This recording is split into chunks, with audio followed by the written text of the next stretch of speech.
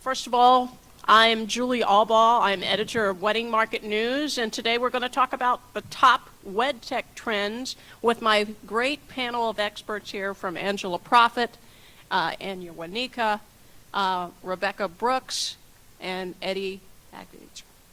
All right. Why don't you kind of introduce what you do a little bit before we start? Okay, I'll start. Okay, my name is Anja Winikka. I'm the Director of Education and Industry at The Knot. I, for the first 10 years of my career, helped build our brand with our couples, The Knot, to what it is today. And today I help local businesses build their brands and connect with our couples. Hi, I'm Rebecca Brooks. I have been at Animoto now for 10 years. I oversee our customer owner team, which does a lot of our education around teaching brands how to use video to stand out in social media. Hi, I'm Eddie Babbage, founder, CEO of Timeline Genius, and I actually had a pretty unorthodox path into the wedding industry. Started off studying math at Duke and went to law school at Harvard, practiced corporate law for a few years, and built a couple tech companies. And around the middle of 2013, my wife actually told me there might be a software need in the wedding industry because there were so many logistics when she was planning our wedding. And it turns out she was dead right. Just talked to a lot of planners, did a lot of research, and discovered that there was this pervasive need for a tool that would make it easier to create professional wedding day timelines. So that's been my passion, revolutionizing the timeline creation process. And I'm Angela Proffitt. And I am going into 15 years into this industry and started out working in mental health to be a psychologist, and I didn't like it, but it taught me a lot about people. And I think that's one of the reasons, due to my background, that we've been so successful in the wedding industry and helping others. And so now I call myself a productivity consultant and an event consultant. We still do events, but I'm very focused on helping the wedding industry specifically learn how to communicate and understand others so we can all be happy, because we're supposed to be in a very happy industry. And then I also focus on teaching businesses how to be paperless and making sure that your files are backed up. Because in mental health, I had some patients that unfortunately did not learn that. Very, very successful CEOs. So I'm very passionate about helping others learn how to make sure all your details are backed up so that your clients can trust you. Yeah, not only are we live on Facebook, we're also live on Twitter. And over here on the side, you will see a tweet wall. So when we get to the point where we're going to have you ask questions to our panelists here, if you have a Twitter account, you might want to get your cell phone out and use the Wedding Market hashtag to submit your questions. We will be having people from across the country that will submit questions and be tweeting with us. So I hope you will also do that as well. But use the Wedding Market hashtag. If you want to see the feed, go to weddingmarketchat.com, and that's where you will see this feed. All right, well, we're going to get into our first question of the day, and that is, what have you been doing at the Wedding Market Summit this week? How do we explain all the things that we've been doing? I don't know who wants to go first, but. Yeah, well, we have been connecting and networking, meeting new friends, all under the theme of wedding technology. And I think we're really all here to help better understand our couples, what their expectations are, what this landscape of millennials really looks like, and then figure out real, true, business building tactics that we can use through social media, through apps and tools and things like that to really connect with our couples, elevate our brands, and ultimately build long-standing businesses that last and stand the test of time and create a really much stronger industry than we've ever seen. Yeah, I'll just say relative to some of the other, industry conferences that I've attended, I think there's been an intimacy here. In fact, over lunch, actually, this came up. That there's really just been an opportunity to bond, I think, at a deeper level with people and to get more familiar with people and get a better sort of understanding of where they're from. And I think that depth just breeds, more knowledge and greater connection that we can take away from this event. Okay. Well, I don't know about you, but one of the most exciting things for me was last night. I mean, we got to see Elvis Presley Memphis with all these amazing exhibits. My favorite part was seeing the Elvis Presley jumpsuits. So I don't know what some of you could explain what your favorite things were from last night. We had a private tour, and we got to go through all these amazing exhibits because we're here at the guest house at Graceland this week here in Memphis, and we're so excited. But what was some of your guys' favorite parts of what you saw last night? I also loved the jumpsuits. I thought the Icon exhibit was really cool, which had a lot of celebrities. Brad pointed that one out to me. The catering person in charge of everything here, Brad. But yeah, the Icon exhibit was a lot of celebrities, like Bruce Springsteen. I'm from New Jersey. I'm obsessed with Bruce Springsteen. Trish Underwood. Not super into country music, but people like that who were very influenced by Elvis Presley and specifically fashion-wise, so it had a lot of their outfits. I thought that one was really cool. I'm not super into cars, but I did think it was really interesting that they had pretty much every mode of transportation that Elvis has ever taken. They even had a sleigh ride that apparently he took once, to a boat, to some that I wasn't even sure. I thought it was like a hybrid of a golf cart meets a boat meets a car. So that was really cool too. I very much enjoyed the pink Cadillac. Oh, The drink, not the car. They did, It was and good. in the restaurant they have all these drinks Yeah. that are, Elvis Presley Yeah. related. Yeah. So. Oh, great.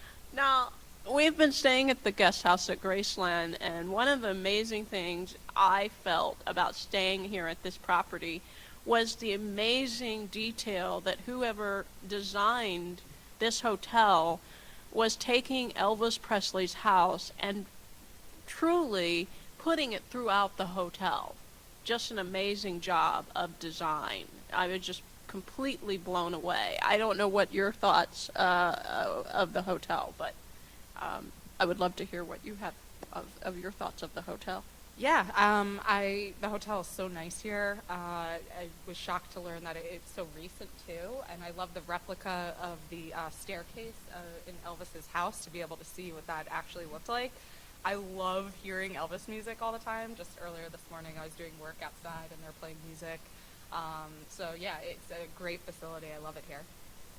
Well, as a creative designer based on psychology, just walking into this luxury mini resort, just the attention to detail is incredible. And like we literally, I feel like, notice everything. Like Allison and I are walking down the hallway, and she's like, "Oh my gosh, like all the little things, like it's like an EP. They're the sconces on the wall." And then all the different textured, I don't even know if it's real wallpaper, but there's like glittery wallpaper, and there's like the funnest backgrounds. Like Details Nashville was telling us yesterday, they actually just took new headshots because it was so beautiful. And the rooms are awesome, the pillows, the shower heads. All great. All right. Well, now let's go ahead and talk about the top wedding trends that we're seeing in weddings this year. So that is what I wanted to kind of go on to next. Anybody want to start first? I could riff. I think that, there's a lot going on, right? Flowers are making a big comeback. Everybody seems to be interested in more interesting creative arrangements. A lot of backdrops, a lot of custom backdrops for ceremonies. There's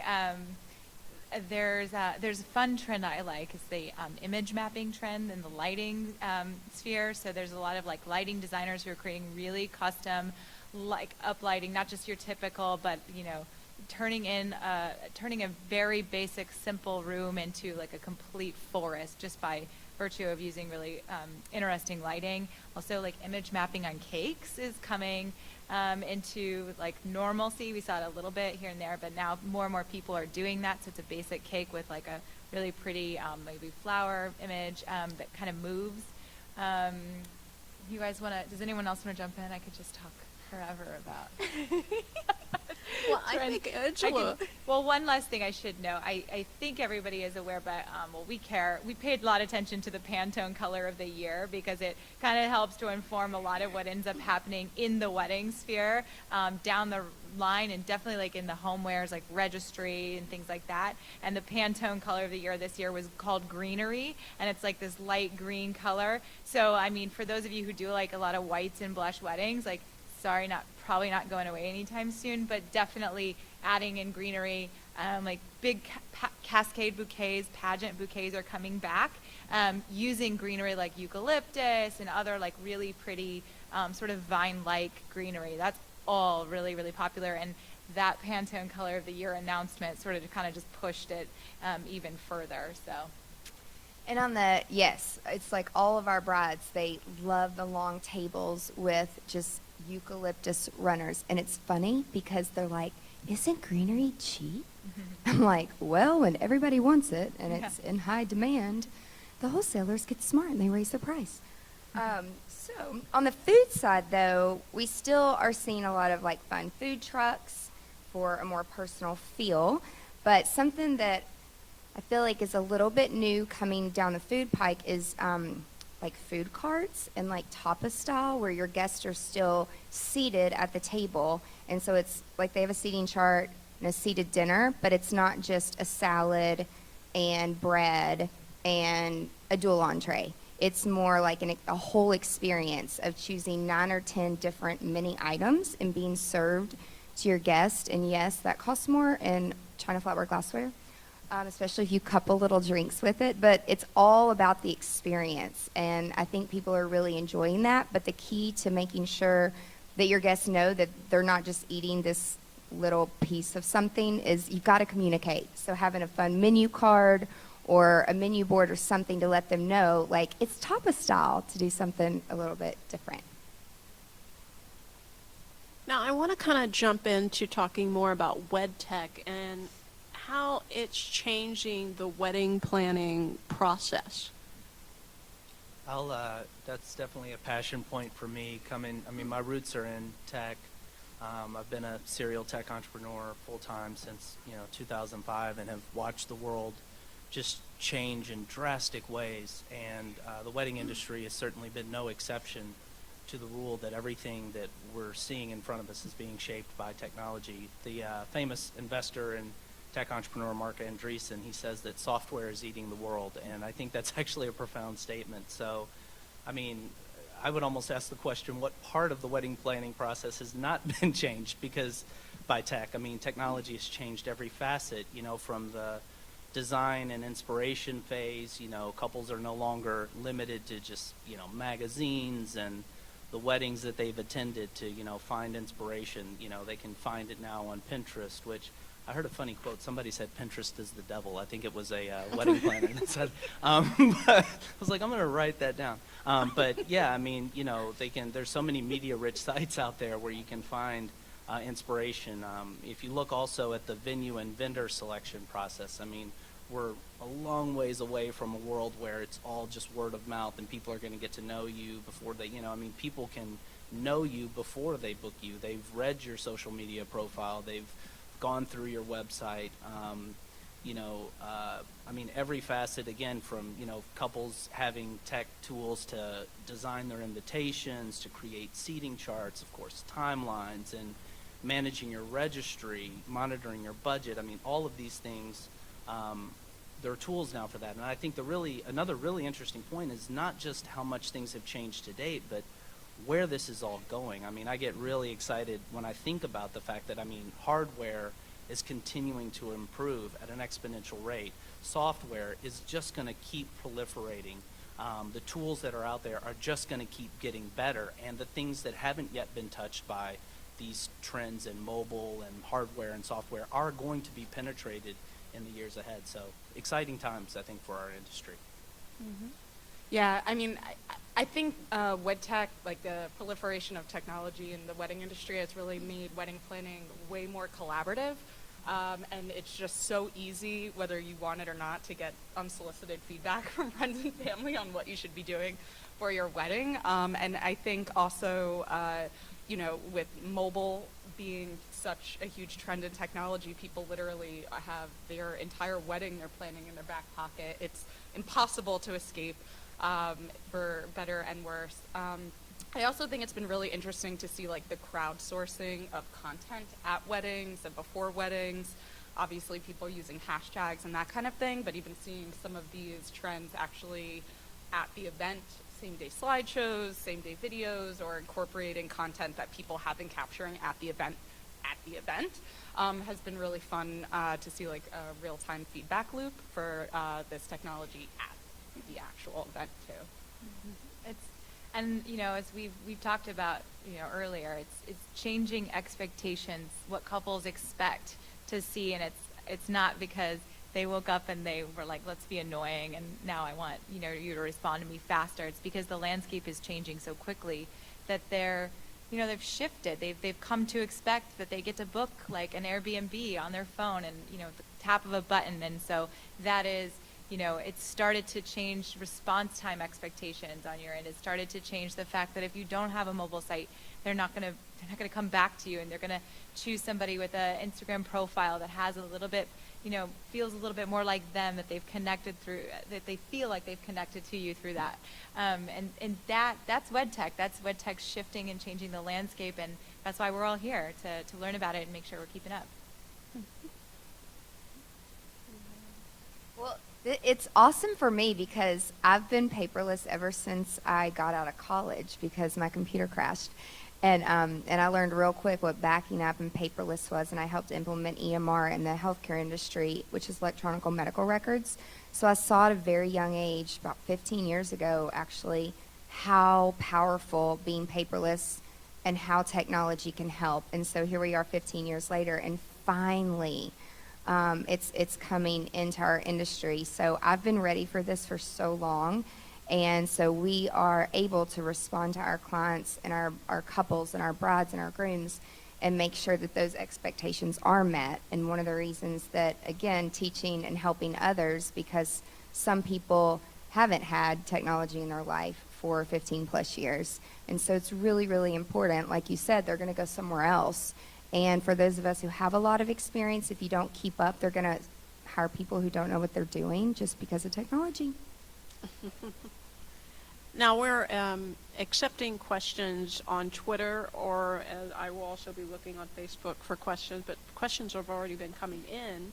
And Darlene, I see your question. It says, what do you think leads to bridal planning overload? So I think Angela's question is more for you on this one. Well, again, bridal planning overload, if you have a strategy and a process in place and you educate your bride or your couple or your client on the expectations. So as a planner, you know, when they come to us, we set the expectation and we say, I'm sure a lot of your friends or your coworkers are getting married and they're going to ask you about, what about this? What about this? And you're like, oh my God, my planner hasn't asked me that yet. And I'm like, we're not going to let you forget anything. And so here's the big picture. And we showed them the timeline on Google Drive, which we've been using forever. But if I hadn't been using that, I'd be using Timeline Genius. But to share that with them, again, the expectations, and say, okay, we have to do A, B, C before we get to X, Y, Z, and we're not going to do it all in a week. We're going to spread it out, make sure it's enjoyable, and we will let you know what the deadlines are. Yeah. All right. Now, Eddie, I really want you kind of to explain to me what is Timeline Genius? Thank you. Yeah, so Timeline Genius in a nutshell, it's an online software that makes it really easy to create professional wedding day timelines. And it really grew out of the fact that, you know, as a tech entrepreneur, my deepest professional passion is to create tools and to use technology to solve real problems for people. So I can't even say that Timeline Genius is really my idea. I actually came up with the idea or stumbled upon it by simply talking to literally hundreds of, successful wedding planners, people like Angela. I mean, she was one of the people I talked to, and you just listen and you have people explain what their timeline creation process is like and what their biggest needs are. And yeah, I learned that timelines are just the backbone of the wedding day. They're the backbone of the planning process. And I also learned that, it takes a lot of time to create a top quality, highly detailed timeline. So that's Timeline Genius is the software solution that, lets you create a unique timeline without having to worry about the mundane tasks. How do you save time for wedding professionals with, Timeline Genius? Yeah, so there are a few ways. I mean, the real essence of it is streamlining the mundane aspects of creating your timeline. For example, I would talk to planners and they would say, well, Eddie, I inevitably have to put my vendor contacts into a timeline because, I need to call the limo driver if he's lost. I need to be able to contact them. That means I'm going back through my email inbox to find vendor contact info or looking online to find the latest info and pasting it in. Well, in Timeline Genius, you save your vendors and your venues and clients, and they're automatically added. Your vendor contact section is automatically created. Or another thing that should be automated, like if you're using Word or Excel, say, to do a timeline, and your client says, well, I want to shift this by 10 minutes, and they don't realize, well, that affects literally 40 other items on the timeline. I need to move them forward by 10 minutes. We don't want you manually going item by item, changing it to a time that's 10 minutes later. So you just check some boxes on our site, click a button, and in 2 seconds you've shifted 40 items. Or you want to give a tailored version of the timeline to your wedding party, you can click a button and do that. You don't have to copy and paste out. So there are just all these different ways that we've just automated facets of the timeline creation process that were previously just rote. Mm-hmm. I hope our Facebook audience, if you would like to share this broadcast with others, I hope you will share it on Facebook. Our next question is, what is your favorite Wedtech platform? Now, I know Angela has this all covered. Oh, there's too many. I mean, I would say, well, Pinterest is love-hate relationship. Like, to me, again, you have to set boundaries. I don't do my own Pinterest. Like, I only have time and allow myself to look at my clients' Pinterest. But there's so much that you can tell by looking at the way someone's Pinterest is organized and arranged and what type of things they're pinning, so that as a designer and a planner, we can help them best spend their dollars that are actually important to them.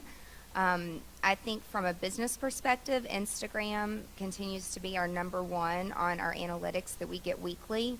Pinterest is up there, Pinterest and Instagram, because it's so picture driven. But I will say also our videos for Facebook Live, videos on Instagram, those also get a ton of shares. And people actually like to hear us talk about like real weddings and what's going on, and not just, oh, we're at a photo shoot, but showing them like the real behind the scenes of what's going on. I think people really appreciate that. They learn from it. Okay, well, there's two things. On the couples side, this is my super biased, obviously, like app platform that I like. It's called the Ultimate Wedding Planner app. That's what couples use to plan their wedding. That's why we're sort of the #1, because we're a multi-platform like solution to help plan your wedding, right? So couples are using it to find inspiration, find real weddings, use their checklist, connects them to the vendors they're looking for. There's an inbox so they can chat back and forth with their vendors. And there's even now there's pricing and conversations that are getting a little bit closer to kind of closing the whole loop. So that's my favorite for couples. But actually, in our industry, there's all these other apps like Pinterest and Instagram that are helping to elevate our brands and move us forward. Very tactically speaking, Hootsuite is amazing for local businesses who are looking to schedule out all of their social throughout the week. You really don't have the time to you shouldn't have the time to have to stop and post something every so often. So Hootsuite allows you to it's free. It allows you to post. Maybe you pick Monday and that is your day to kind of schedule out all of your posts. Maybe you even have a little meeting of the minds internally. What's the content that we're going to put out this week? Are there any national dog days or things like that? When should we post what? Schedule it out and then kind of let it go. So that's actually one of my favorites. It's very free and very easy to use. Julie, I'll chime in on this one too. I mean, I feel like I should recuse myself from this vote because obviously Timeline Genius is the best software that's ever been created in the history of humanity. Duh. But having said that, I'm going to go in the opposite direction here and mention some of the software tools that might be considered even competitors. And I'm doing it because I want my passion is like helping this industry and helping people, you know. If you're still using Microsoft Word to manage your contracts and you haven't checked out Honeybook, like, check it out. Like, if you haven't looked at Aisle Planner, if you haven't looked at Allseated, you can trust this because these are people that, again, could be, I don't really see them as competitors because I think we all have our areas of expertise, but I think the really important point is, and I've come across this, I think you and I actually talked about it, Julie, when we did our podcast episode, you find people in our industry, there's kind of like this soft divide where like there's some people who are a little scared of technology and they are like, I've been doing this for 10 years, 5 years, 20 years, and they've got their own system and they're kind of resistant to the change. And then there are the people that you find they're like, oh, if there's a potentially better way to do this, I'm going to explore it. I want everybody to be in that latter camp. And it doesn't matter if it's Timeline Genius, whatever it is, technology is freaking amazing, and it's just getting better and better and better, so use it. Like every facet of your job, use it. Take that time that you're saving in that otherwise more time-consuming process and use that time to figure out your marketing positioning or to go out and get more clients. So There's always a video on YouTube or on the website. A lot of people say, I don't know how to do it. I'm like, well, if you don't stop and learn and take time how to grow your business, at least an hour a week, to watch a few videos, how are you going to grow if you don't learn? And how are you going to help your clients if you don't learn? Well, Jeremy, I think he's somewhere in the room here. I think. Oh, hi, Jeremy. His question is very interesting because it says, how can wedding pros keep up with Wedtech without alienating the people that are not techie? You know, so, I mean, there are brides out there that may not be techie and go old school. How do we not alienate? Oh, we bring them up. We teach them. Like a lot of my brides, when they walk through the office and once they hire us, I'm like, give me your phone, give me your phone. And we're going to put Google Drive and Dropbox and Sign Easy. And you're going to use these 3 apps if you want to work with us. And I teach them. And that's one thing I just tweeted out is it's so cute because some of them come back into the office. They're like, oh, my God, I've got all my office. Like, they're all using Dropbox now. And we're sharing files and we're not emailing and we're more productive. And so think outside of the box, just not for weddings, but it's almost like how can you help your clients and bring them up a little bit just in everyday life? Yeah, and just to piggyback on that, I think there are a couple of trends that'll be working in your favor. I have a few thoughts on this. One, the good news is society and everybody in it and everybody in our industry is becoming increasingly tech savvy over time. So this is going to be an issue of diminishing importance over the next, however many years.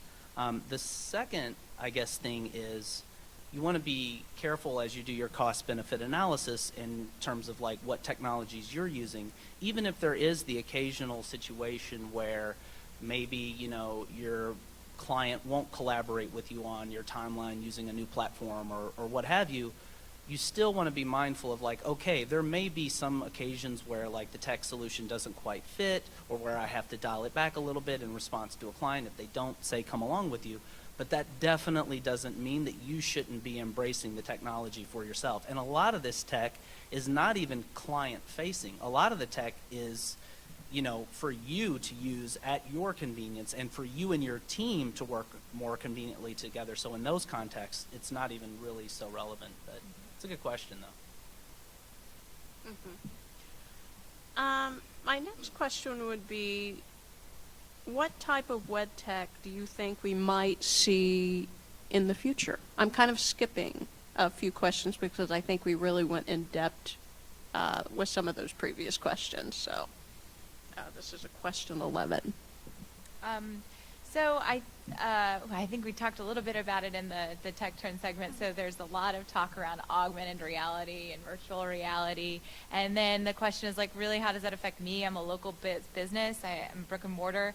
And one of the interesting, imagine if scenarios is if you're walking down the street and you get a notification that based on the fact that there's all of this data about you out there, that, you can get a 2-for-1 coffee around the corner, or that the bathroom down the street on, if you're in New York where it's impossible to find a good one, has good reviews or whatever.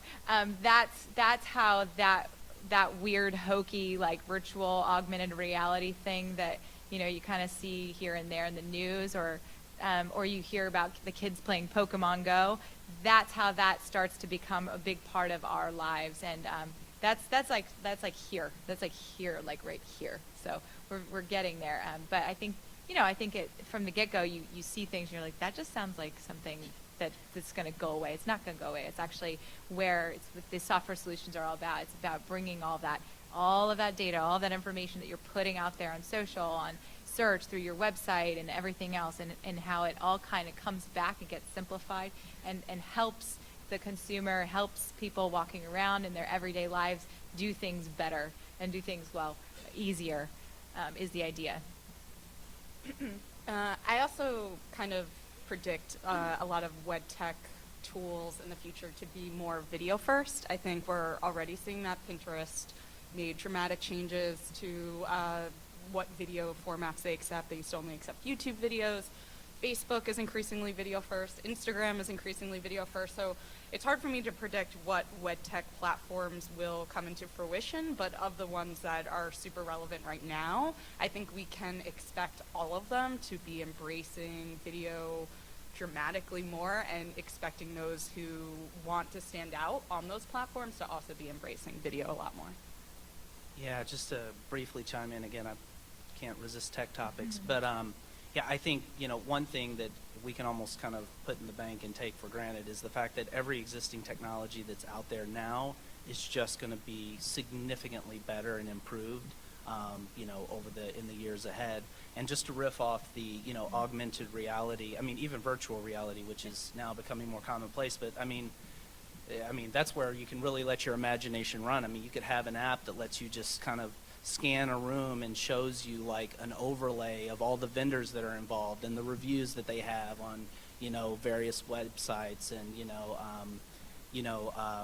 I think, algorithms, softer forms of even artificial intelligence. This, again, I like the point you made, like, it's not quite as sci-fi and, 20 years and irrelevant as it may sound. Even what we're doing with Timeline Genius, there's very much like an algorithm here that can be honed in a lot of facets of the planning process, of the vendor matching process. These are things that computers can be trained and programmed to do very well. So, again, I think it's a really exciting time for the industry.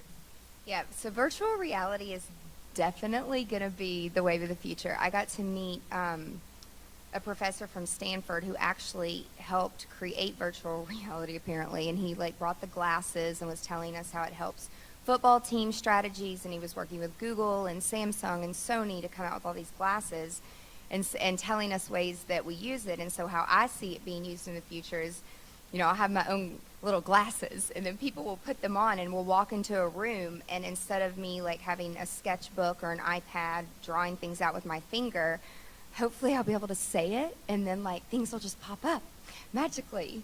But that's how virtual reality, I'm like, oh, what is this? And then when I heard this professor talk, I'm like, wow, this is really gonna be reality in the future. It's amazing. It's mind-blowing. Now, Rebecca, I want you to share with our audience, what your company does as far as video, and how you make it easy and not be a professional videographer. Yeah, that's the main thing. I think people hear video and they think, oh, I don't shoot video, or the video I do shoot doesn't look awesome. But Animoto, we launched in 2007. Actually, the founders used to be TV producers at MTV, Comedy Central, ABC, and they really wanted to democratize video because they viewed that as the most powerful medium with which to communicate. And so pretty much Animoto, you upload content you already have. So it can be video, but also can be photos. And we provide the commercially licensed music, which is super important because if you're posting on social, you don't want your video to get taken down. And everything else that you might need, including best practices for length of video, ideas around what stories to tell with video. And so our customers upload their assets, get inspired by our storyboards, and create videos for themselves to stand out on social media. And then we have kind of one-click posting to all the platforms that post them in the correct way, because each platform has its own preferred, way of sharing video content. So it's just a very easy way to create videos in less than 20, 30 minutes. It's probably the best way I can describe it. Why do you think video is becoming so important to millennials? I mean, Yeah, I mean, for one, I think millennials just are comfortable shooting and sharing video themselves. So I think there's just a certain level of expectation with them to have like the vendors and the people that they're working with to also be as comfortable with the technology that they're embracing. You know, Snapchat and Instagram are the two probably most popular platforms right now. Both of them pretty video heavy, Snapchat being even more so. So I think video is just, it's a great way for millennials to share what they're doing, which they love doing, but they also love consuming video.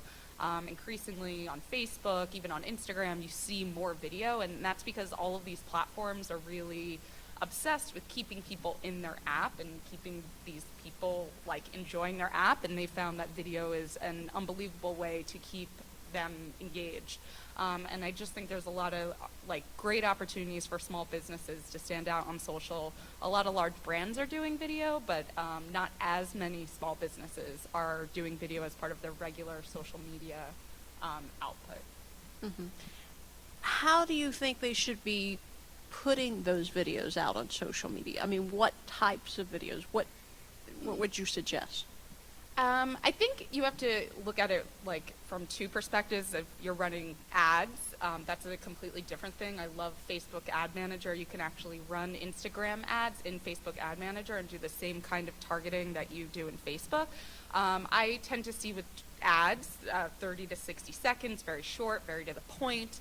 Over 85% of videos on Facebook are actually viewed without sound, so you really have to make sure there's text in the video and that the text is large, because over 80% of people are watching on their mobile phone. But then on the other side, around posts, I think thinking about storytelling, giving people a glimpse behind the scenes of what you're really like, versus super advertorial. I think for posts, it's more about storytelling, giving people a glimpse of who you are, or your perspective on things. I love top 5 lists as blog posts. I think they work great as video. So if you kind of look at a lot of what works well as blog content, you can videoize that fairly easily in a short and concise manner that's share-worthy on social. Okay. A question came in from the bridal theory. Amanda, I know you're here. And you asked me this question in the sense, do you see Snapchat surviving Instagram's? Wait a minute, it just clicked off there for me. Let me move this up. I was looking at it on the Twitter feed and then it just disappeared on me. Do you see Snapchat surviving Instagram's takeover of stories mode? I personally think that Instagram, I feel like the Instagram is going to be the winner. I just feel that way. I mean, I could be wrong, unless Snapchat does some amazing things down the road to make it easy for businesses to be found easily. That's just my personal view. I mean, I know Snapchat is amazing. There's a bunch of brides that are on there, but wedding professionals, I can't really interact with them as easily on Snapchat, and they can't be found easily, and I feel like that is a huge problem. And so what do you think, Anja? What is your thoughts? I think that Instagram and Facebook are owned by the same company, and they have a lot of similarities, and it makes it easy for businesses to interact and elevate their brands, and it's been around longer. So I think we all understand kind of like, well, that's why we're here. We're understanding the tips and the tricks as to how to make that work for us, but not to be underestimated is the fact that Snapchat has just as big of an audience, if not more. I probably wish I had the stats in my head, but and that it is incredibly popular with the next generation coming up beyond millennials. So it's important. And that we probably just aren't there yet, and Snapchat, it seems to me like they're more interested in augmented reality. They're more interested in hardware. They're more interested in like, how are you going to experience life through, vis-a-vis your friends' snaps and videos and things like that. I just think we're a little bit early to have understood it. One of the areas, though, that I will say that could be taking better advantage of Snapchat would be those who are in the sort of the more experiential categories. So there's a DJ out of LA who does this really cool thing. He buys a filter for the weddings, like $5, right? And he customizes it. And he puts like, Sarah and John or whatever in their date. And at the bottom, he's like, DJ Dave. And what happens is that all of these guys are on the dance floor and they're using Snapchat because they're snapping like them being silly on the dance floor. But actually what's going on is they're pulling the filter over, and he's now advertised himself to like basically all of their friends that are guests. So he's creating like a word of mouth, like interactive type of thing. And also, by the way, his weddings are really fun. So he's sending the message, just like through Instagram, you're sending the message that you do pretty or you do whatever. He's sending the message that we do parties, and we really know how to make it. We really know how to do it. So for those who've like struggled to feel like I'm not really pretty because I'm a DJ, that's where Snapchat comes in. It's why people like it, because it's raw, it's unedited, it's off the cuff. So there's a lot of applications there, and I think we just haven't quite, figured out all those fun tips and tricks, and we'll be sitting here talking about Snapchat next time. Anja, I think that is a great example of someone being successful with it. What I'd like to see is if there would be ways that you could communicate while you're doing your weddings to other people, outside, besides the guests, but it just seems so difficult. But I do agree with you. That is a great example of someone that is using it and doing it well. Yeah, there's a lot of photographers and videographers who are actually like using Snapchat and masking their own audiences just in the same way. They're not as many, and it's not as visible, but it's happening. There's quite a few, you can go off and stalk and figure out, but they're using it. I mean, they're rolling up into a mansion wedding. They are snapping away, and that is, again, is sending the message to all those Snapchat followers, like, this person does these types of weddings. Ashley, I don't know, Ashley Ann, if you would send me what you think about this, I'd love to hear your thoughts. But anybody else on the panel? Yeah, I think a lot about this.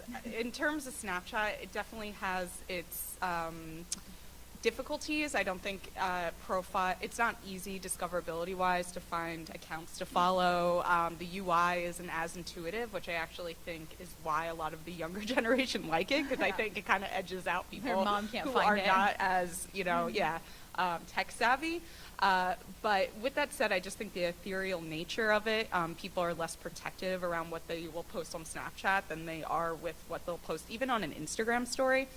I think ultimately, since Instagram stories and then Facebook just, 2-3 weeks ago launched Facebook stories, which is the same thing, it just makes it a little more challenging for brands to decide where they want their presence and what their strategy is around that, because literally Facebook stories, Instagram stories, Snapchat, it would probably literally be the same exact content that you would be posting.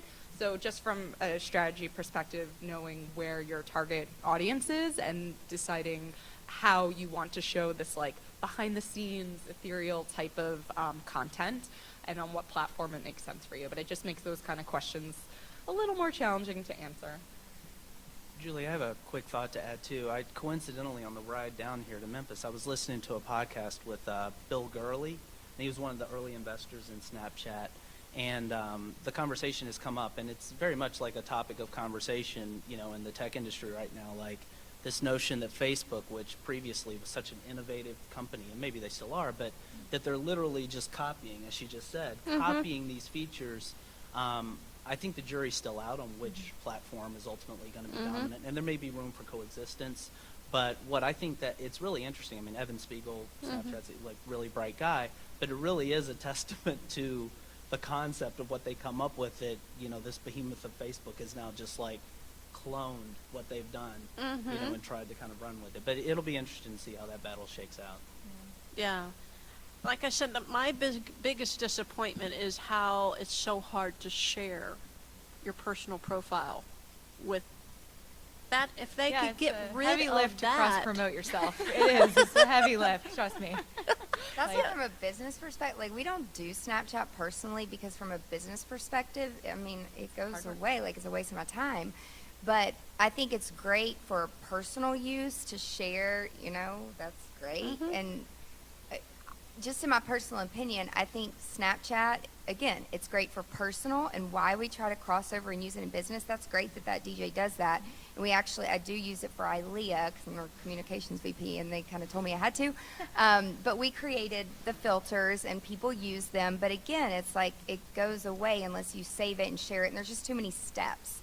And so I don't know why businesses feel like they have to use every social media platform from a business perspective. Like, it's okay to use things for personal. all right. Well, I want to I always love to hear what other people are doing with their social media and how they manage it on a weekly and daily basis. So I don't know who wants to start, but I love to see what other people do. Okay, I'll start. Well, let me think. I could talk about both sides of the equation. So, but really, it's all the same. So, at the Knot or the Knot Pro, which are both the two separate channels that we're running there, the Knot is much bigger, obviously. We have we have monthly planning meetings, and we sit there and first of all, we have yearly planning meetings. We know when the big dates are that we really want to run with. So maybe that's National Wedding Planning Day, or maybe there's a certain day for our other brand, like the Bump, it'll be Mother's Day and Father's Day, right? So there's certain dates throughout the year you just know are big ones. And then on a monthly basis, and you plan around those, and you actually do a lot of, you're going to coordinate with, you're going to make sure that you're being seen, on all these platforms and these different areas, and you're planning for it. But really on a more monthly and weekly and even daily basis, it's about planning, and it's about scheduling, and it's about good hygiene around managing all these platforms, because it can get crazy.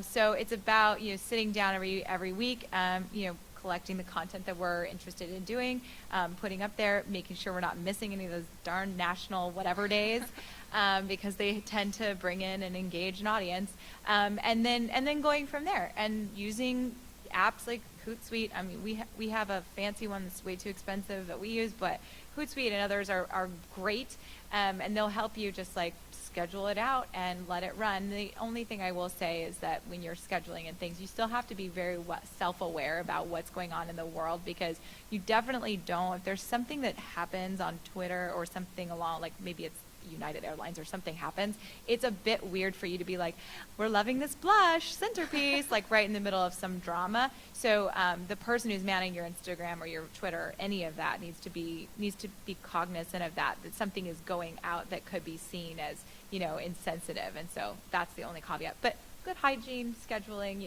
weekly, monthly, putting it in your calendar, and also taking the time to engage with your audience and setting time aside to do that. It's part of your job if you want to elevate your brand and social.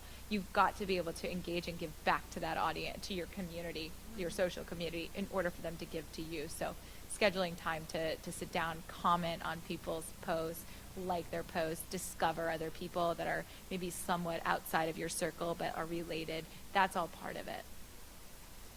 Yeah, and at Animoto, we definitely view things video first. So we try to, dog food what our mission is at Animoto, and also just with Facebook's algorithm continuing to change, preferring video, we really push ourselves to think around not just posting a photo or posting a text update, but really, can we make this into a video? And even if it's a 7-second video, that oftentimes gets way better engagement than just a static image. So we similarly have a lot of planning meetings around just what we call hallmark holidays, where we really want to tug on people's heartstrings. But then also we do a lot of Facebook Live, a lot of education. We have Facebook groups to engage our audience. So always thinking around how to get our raving fans engaged with us, and then also engaging back with them through live video. I think live video is fantastic for that. It's just people love to have that instant feedback loop. So I have one word: consistency. Got to be consistent.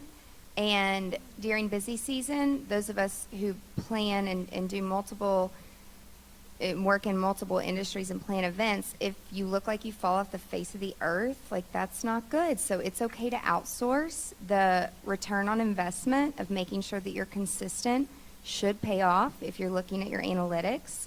And then again, bringing value and showing inspiration is really important. How do you manage social media and not waste time? You know, Well, before you go out posting whatever you think it's pretty, you kind of have to have goals in mind. So, you know, I listened to Brooke's presentation yesterday, and she's like, we don't care about anything except for shares. We don't care about likes or comments. It's about shares. That's the most valuable. That is really valuable. You have to have a goal in mind, like what is it that you're trying to do? That then makes it not be a waste of time, because you're actually strategically saying, I need to, it could be I need to shift my brand. I need to make sure my brand looks more X, Y rather than the other. Or it could be like I need to be more connected to these types of people on Instagram, so I'm going to spend my time, you know, engaging and commenting and following them. I mean, ultimately, it's all about your priorities and such. We all know that everyone's on mobile, that they're on their apps, and that they're using Facebook and Instagram, Pinterest, and those things. Now it's up to you to prioritize, to say, okay, where am I going to go get them? Where am I going to go find them? And how am I going to create my word of mouth machine? It's not a waste of time if you know that that's working for you. And trust me, it is. It's working for a lot of people. And also, Julie, just having a schedule, I mean, sounds pretty simple, but if you know that if you take the time to kind of strategically think through, okay, I can do this type of content on Tuesday, this type on Wednesday, then when you sit down on Tuesday to write your post for, Twitter, Facebook, etc., you know the bucket that you're already, aiming for. So that's something that could just, make things more efficient, time saving. Yeah, I know there's also apps, I don't know if they're on mobile, but on desktop that can like alarm you if you have been on certain sites that you can flag as like, hey, if I spend more than 30 minutes on Facebook today, like, don't let me. So that's helpful. But just to also play devil's advocate, not that it's good to waste time, but I also think it's important to just consume content on social media too. I find sometimes the most bizarre businesses on social media, to me, it almost seems like they don't get what that platform's about. And I think before putting anything out there, like I was on Snapchat for a while before I ever posted anything, just because I didn't want to look foolish. So I think not that that's a waste of time, but even allocating that time and being like, okay, Instagram is a really important platform for me. Before I start my strategy, I just need to start spending time more on Instagram, and that's totally fine. But just scheduling how much time you're willing to do that versus how much time you're willing to manufacture content for social, and then how much time you want to also engage with your audience, and really parsing it out that way and staying true to those schedules, I think is really important. And talking about not only scheduling your content, but scheduling time for yourself. In fact, I have my notifications turned off on my computer for every single platform, and then I have them turned on in a certain order on my phone, and I look at them when I can. Yes, it's important to like and share and all of that, but I can't be, still do have to work in my business. I'm not always working on my business, but you've got to schedule that time to work on the business, which social media is working on growing your business. But scheduling time, like an hour a night, like when I'm at the gym, I'm looking at my notifications, and that's my gym time and my notifications time to look and interact with the audience. But doing it throughout the day, all day, and these notifications, like our interns, I was like, oh my God, Allison, you got to turn that off on their computer. I can't stand it. Sliding in and out. How can you be focused with all the distractions? So that's one thing that I feel like is a waste of time. yeah, there's a lot of distractions. So what are your thoughts on making Facebook more effective?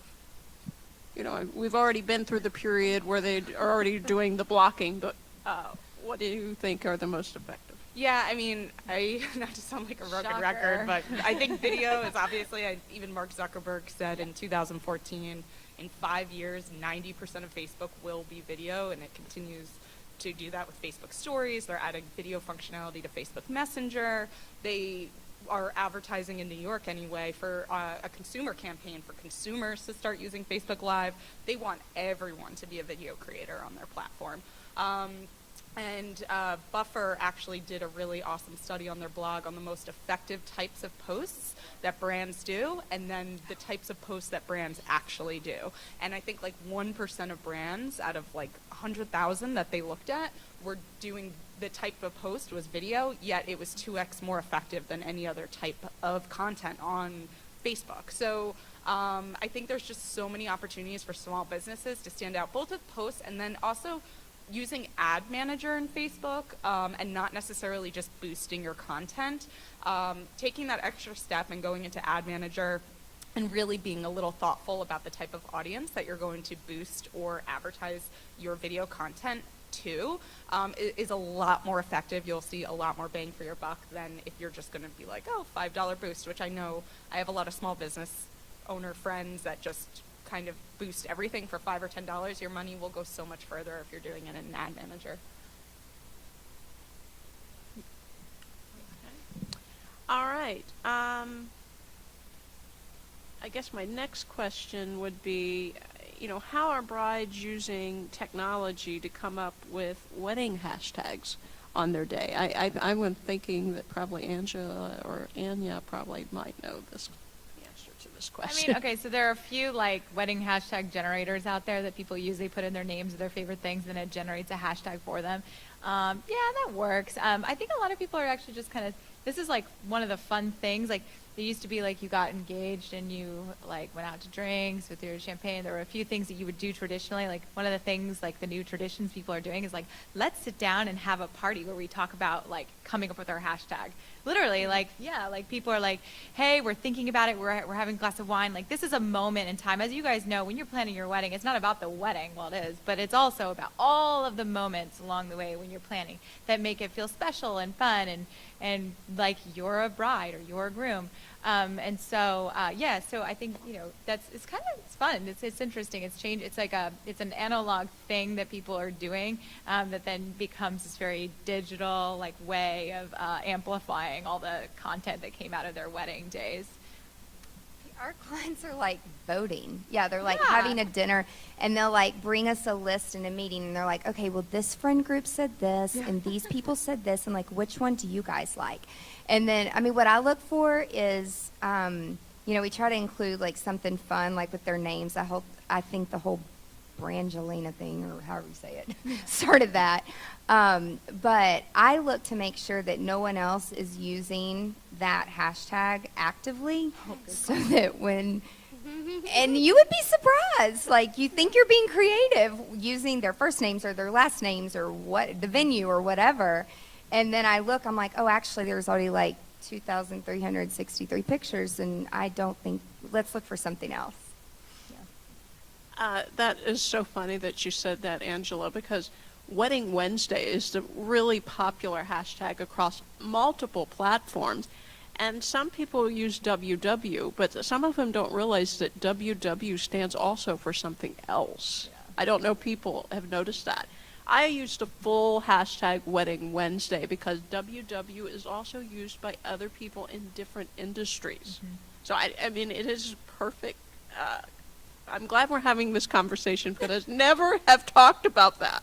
And I always said to myself, people don't realize. Yeah, you do. So, what about closing thoughts? We're getting to the end of this hour.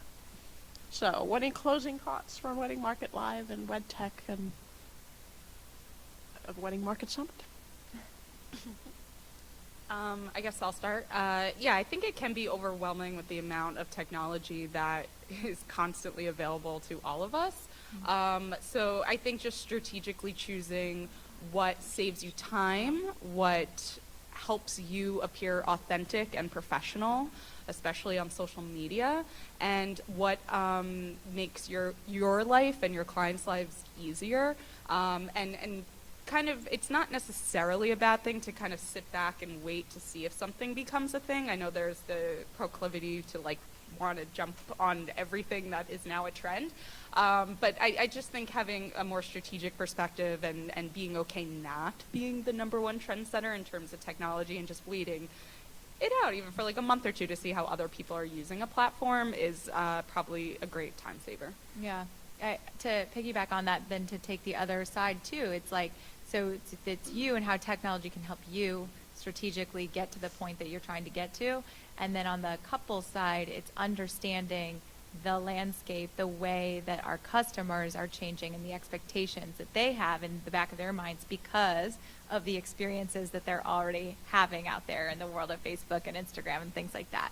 Like the fact that they're transacting their dinner through Facebook Messenger means something. It implies something about payments in the future and how we do business. So keeping that all in mind, and that's why we're here to learn about all that, and then seeing, really helping to empathize and understand like why somebody's expectations are this way, and then figuring out some fun, easy, strategic things that you can do, like I think somebody mentioned like putting your phone number or putting contact information on every single page of the site because they ain't got time for that.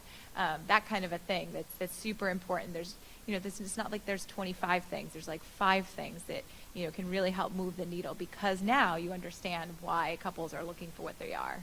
Mm-hmm. I think I would just kind of loop back to what I mentioned before in closing, which is this notion of embracing technology. To me, it goes to what is really perhaps the most fundamental and core aspect of what determines your success, and that's your mindset. It's not just how well you know how to design. It's not even like the tactics that you have for your business. It's the mindset that you have, and I feel like today and to an increasing degree in the future, the mindset needs to be embracing the rapid change that's happening because it's change primarily for the good, and I think you just want to be on the cutting edge of things and stay in tune with and stay open to using the tools that are now available. My closing thoughts are as a business owner, don't feel like you have to know everything or you have to know how to do everything. Like surround yourself with the people who know how to do it. And so that's one reason I love my intern program because there's newer people that, yes, they're younger. They teach me. I am an open book for them to show me how to do things because I actually do want to know how to do it. But then being comfortable in teaching them the politics in our industry and what to say and what not to say, but allowing them to actually do it hands-on is really important. So don't feel like you specifically have to do everything yourself. Like surrounding yourself with the right people will help bring you success. There was a question that came through. I was going to close out, but I really think it's a good question because Anja, when you were talking about the Snapchat filter, and then I know Angela, I think, probably knows it too, but where they could purchase, a Snapchat filter. Through Snapchat. Like the DJ Yep. or so forth. Yep, through Snapchat. Yep, you can create a filter. It requires some design work. I think there's a lot of companies out there now that are starting to like create custom filters, so you could do that or you could create your own. But you have to pay Snapchat to do it, and Snapchat knows like whether it's a big event or a small event, and they'll charge you more or less depending on like the metro area and all that good stuff. But for a lot of like really small, like 1 day, like 5-hour period on a Saturday, this is how you charge. You literally take you use their map software and you like highlight the little area that you want the filter to appear in. We did this for our dream wedding last year at the New York Public Library. We wanted people who were kind of like in their surrounding blocks of New York to see, and when they were on Snapchat, that the dream wedding was happening. So we had to pay a little bit more. But if it's a wedding in a ballroom, at a certain particular spot for only 5 hours, it's not very expensive. Yeah, you do it through Snapchat. Okay. Angela, did you want to? Well, to piggyback on that, I think one thing to know is it works when you're usually like in a certain mile radius. Like if you set it up like to be used at a specific networking event, you're not going to be able to like see it on your phone at your house. Like you got to go to that hotel or wherever you're going to be, and then it'll pop up, because that's one thing. Like an intern set the very first one up. I'm like, I can't see it because I like to test things. And then she's like, you can't, it's not active yet, Angela. You got to wait 32 days. And then I got there and I pulled it up and I realized I had to like keep sliding because there were several that were set up. So that's just one little thing that was kind of freaking out. I'm like, I'm supposed to go in front of all these people and tell them to use this filter and I don't even know where it is.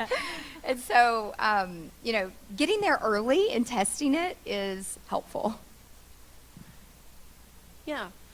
Well, I think everybody had some great things to say today, and I'm so happy about the Wedding Market Summit over the last couple of days, and all the amazing content and great speakers and hands-on sessions. And of course, we want to thank the guest house at Graceland for hosting. What great hosts they have been. And also, I want to share, for those that have never been a part of the Wedding Market Chat, we do chats weekly on Twitter with the Wedding Market hashtag. We do that every Wednesday at 10 a.m. Pacific Time, 1 o'clock Eastern, and it's all text-based. And special occasions, we do Wedding Market Live on Facebook. So if you're not a part of our Facebook page, it is Wedding Market on all social media. So I am editor of Wedding Market News, and that's all we have for today. So thank you so much for joining us on Facebook Live. We'll see you next time. Bye-bye.